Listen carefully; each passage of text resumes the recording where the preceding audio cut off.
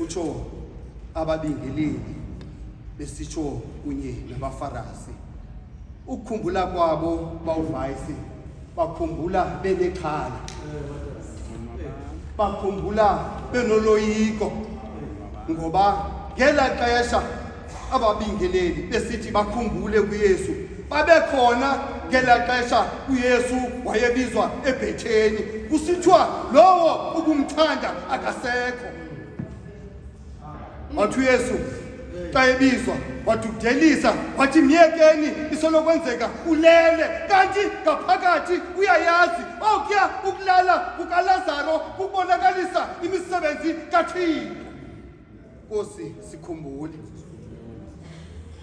ingxaki yabo babingeleli bekhumbula nje bawuvayisi ngela xesha bakuvusa uLazaro babekhona, ngoba bathi xa imvusile uLazaro uYesu bathi ngembona ulandelwa zisitwele zonke. Bathi ngoku Nkosi sikhumbule uloyiko lolokubana njengomana ezawuvuka emveni kweentsuku ezintathu uzawulandelwa ngabantu abaninzi, libe lininzi uloluko ngaphezu koluya lokuqala. Yiyo loo nto benexhala besithi Nkosi sikhumbule, besithi bawuvayisa amanzi obekomntu. Yes,